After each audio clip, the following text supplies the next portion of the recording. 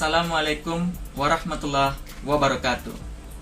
Perkenalkan, nama saya Felintiva Third Delprinda, biasa dipanggil Felin, NIM 18110720002 dari kelas 3 D4TC, Prodi D4 Teknik Telekomunikasi, jurusan Teknik Elektro, Politeknik Negeri Padang.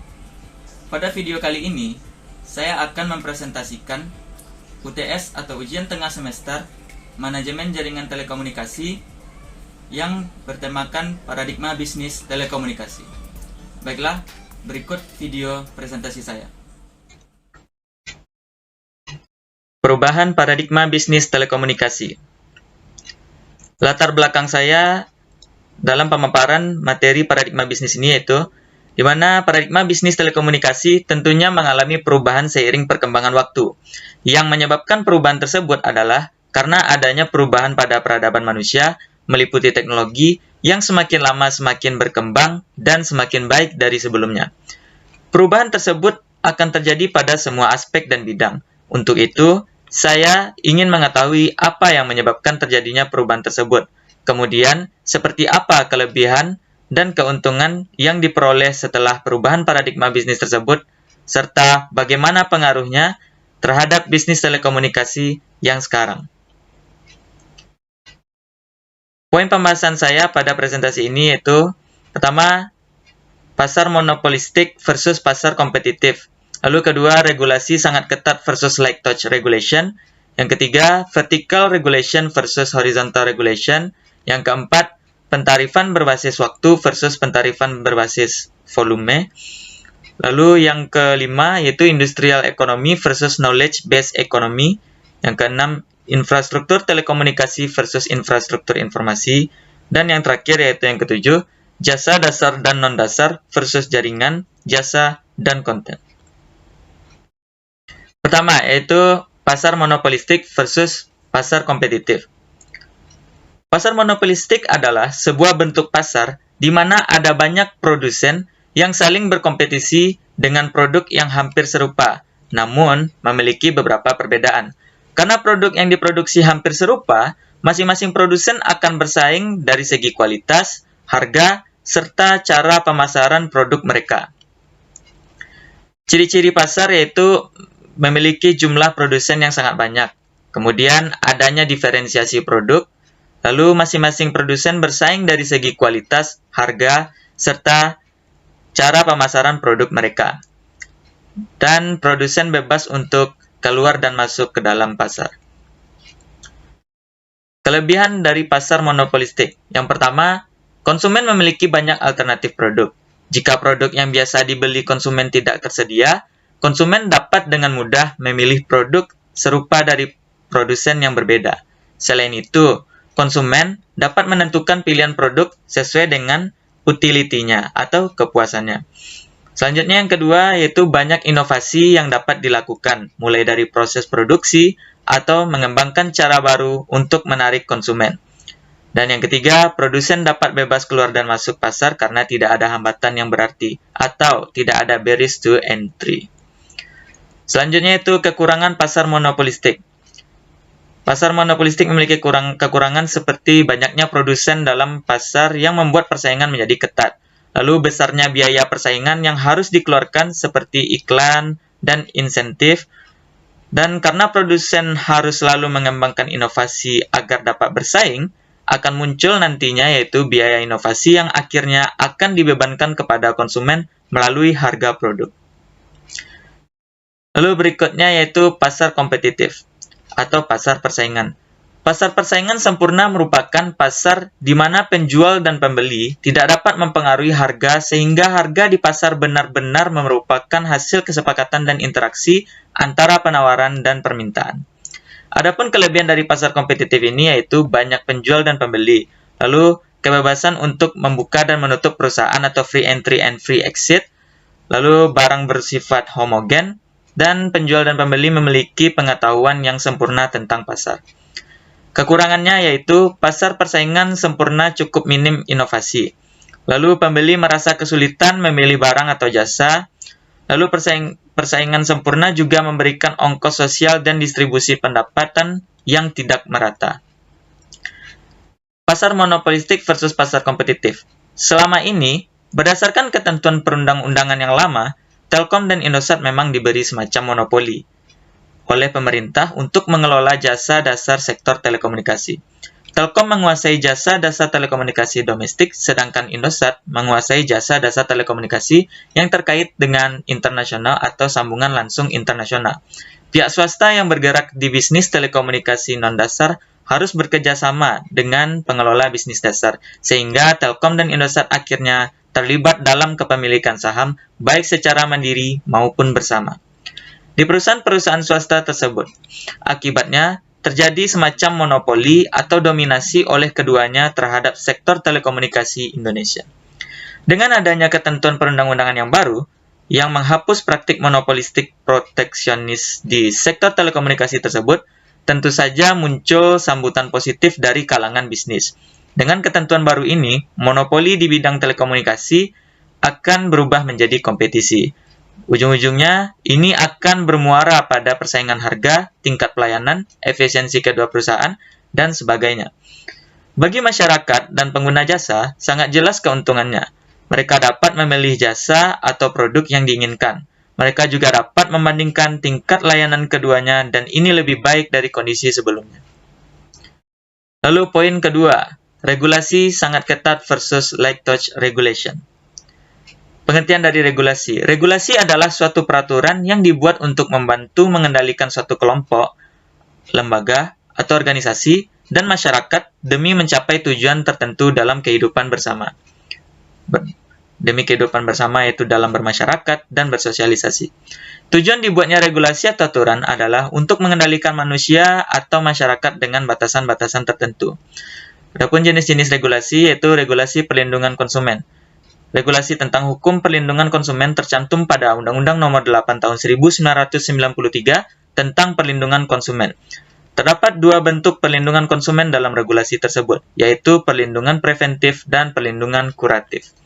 Asas-asas di dalam regulasi perlindungan konsumen yaitu adalah asas manfaat, kemudian ada asas keadilan, asas keseimbangan, asas keamanan dan keselamatan konsumen, dan asas kepastian hukum. Sistem perlindungan merek. Perlindungan merek dilindungi secara konstitusi, yaitu hak atas merek diberikan kepada pendaftar pertama atau orang pertama yang mendaftarkan mereknya ke pemerintahan atau first to file. Fungsi pendaftaran merek adalah pertama yaitu sebagai bukti kepemilikan merek. Lalu yang kedua sebagai dasar untuk menolak permohonan merek orang lain. Dan yang ketiga sebagai dasar untuk mencegah terjadinya penggunaan merek yang sama. Regulasi perlindungan merek. Merek merupakan sesuatu yang dapat berupa tanda, gambar, simbol, nama, kata, huruf-huruf, angka-angka, susunan warna, atau kombinasi dari unsur-unsur tersebut yang memiliki daya untuk membedakan sebuah produk dengan produk pesaing melalui keunikan. Landasan hukum perlindungan merek. Pertama yaitu Undang-Undang Nomor 15 Tahun 2001 tentang merek. Lalu yang kedua Undang-Undang Nomor 23 Tahun 1993 tentang cara permintaan pendaftaran merek. Yang ketiga, peraturan pemerintah nomor 7 tahun 2005 tentang Komisi Banding Merek. Yang keempat, peraturan pemerintah nomor 24 tahun 1993 tentang kelas jasa dan barang. Dan yang kelima, peraturan pemerintah nomor 51 tahun 2007 tentang indikasi geografis. Lalu berikutnya yaitu jenis-jenis regulasi bisnis. Ada itu regulasi larangan praktek monopoli bisnis. Praktik monopoli bisnis adalah salah satu cara untuk memusatkan penjualan hanya pada satu penjual sehingga menguasai produksi dan pemasaran barang atau jasa tertentu. Beberapa larangan dalam regulasi monopoli bisnis yaitu pertama, pengusaha tidak boleh memonopoli produksi dan pemasaran suatu barang atau jasa. Lalu yang kedua, pengusaha dapat dinyatakan melakukan praktik monopoli jika barang atau jasa yang dijual tidak memiliki substitusi atau memberikan dampak buruk bagi pengusaha lainnya karena tidak dapat bersaing. Lalu yang ketiga, pelaku usaha baik perorangan maupun organisasi hanya boleh maksimal menguasai 50% pasar untuk satu jenis barang atau jasa yang dijual beli. Berikutnya, regulasi sangat ketat versus light touch regulation. Regulasi berhubungan dengan sebagaimana cara mengontrol manusia atau perilaku sosial yang diatur oleh peraturan-peraturan atau batasan-batasan.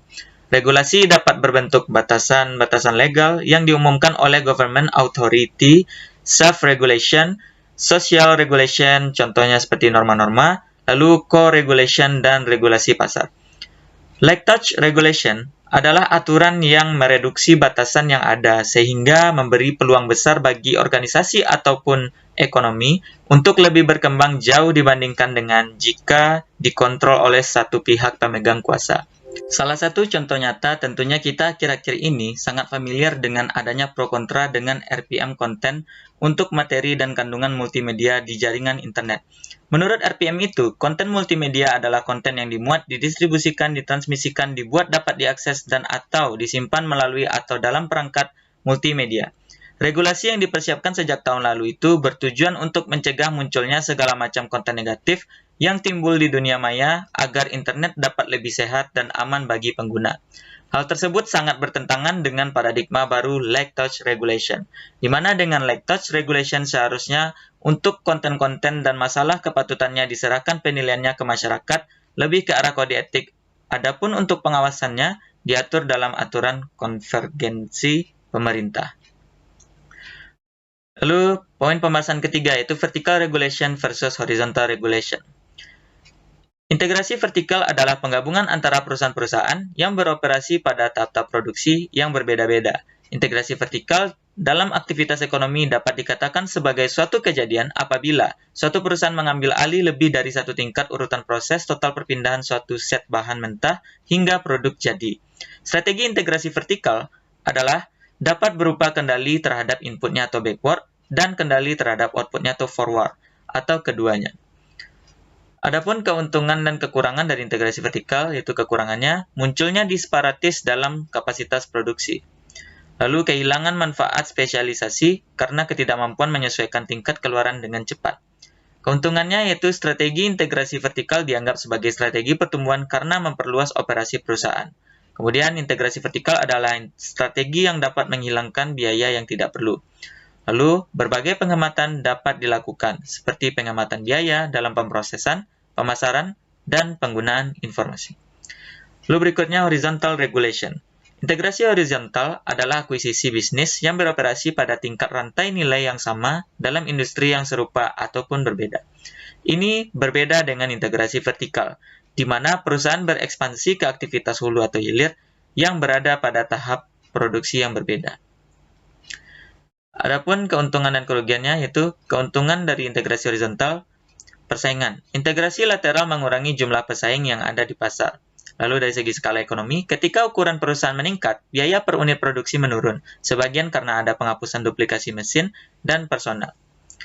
Lalu dari segi lebih efisiennya itu tidak adanya beberapa lapisan struktural memungkinkan untuk proses komunikasi dan pelaporan yang lebih ramping, membuat entitas yang digabungkan lebih gesit dan lebih mampu beradaptasi dengan perubahan. Lalu diversifikasi, itu entitas yang terintegrasi secara horizontal dapat mendiversifikasi barang atau layanannya dan menjualnya ke pasar yang lebih besar. Adapun kerugian dari integrasi horizontal, yaitu perubahan budaya. Perusahaan yang berusaha mengubah dari struktur vertikal ke horizontal mungkin menghadapi tantangan, karena manajer dan personel lain perlu menyesuaikan diri dengan sistem yang kurang otoriter dengan hubungan sejenis. Harga monopolinya yaitu jika entitas baru sekarang mengendalikan sebagian besar tahap tertentu dalam rantai pasokan, maka hal tersebut dapat membebankan biaya apapun yang diinginkan. Kerugian ini adalah untuk konsumen, bukan perusahaan itu sendiri. Lalu vertical regulation versus horizontal regulation. Jumlah operator di tiap negara juga meningkat dan makin banyak negara yang membentuk badan regulasi untuk mengantisipasi timbulnya berbagai masalah di masa yang akan datang. Beberapa tujuan dibuatnya aturan-aturan regulasi antara lain, yaitu menjamin tersedianya akses universal terhadap layanan telekomunikasi dasar, lalu mendukung pasar yang kompetitif agar dapat menyediakan layanan telekomunikasi yang efisien, berkualitas, canggih, dengan harga yang bersaing. Lalu saat kondisi kompetisi tidak ada atau gagal, regulasi dapat menjamin tidak terjadinya sikap anti-kompetisi dan harga yang senang-senang dari pemain dominan. Lalu menciptakan suasana kondusif untuk mendorong investasi dalam perluasan jaringan telekomunikasi. Dan selanjutnya meningkatkan kepercayaan dari masyarakat dengan regulasi dan proses pemberian lisensi yang transparan, melindungi hak konsumen termasuk masalah privasi, mendorong keterhubungan telekomunikasi untuk seluruh pelanggan dengan pengaturan interkoneksi yang efisien, dan optimalisasi sumber yang terbatas seperti spektrum radio dan penomoran.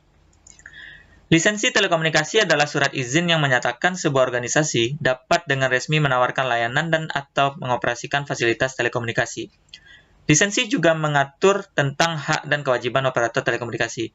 Tujuan pemberian lisensi kepada operator telekomunikasi antara lain yaitu mengatur persyaratan dasar layanan telekomunikasi masyarakat, pengembangan jaringan, layanan, dan tujuan universal akses lainnya, privatisasi dan komersialisasi, regulasi struktur pasar, menetapkan kerangka kompetisi, alokasi sumber daya terbatas, menjadi sumber dana pemerintah, perlindungan pelanggan, dan kepastian regulasi.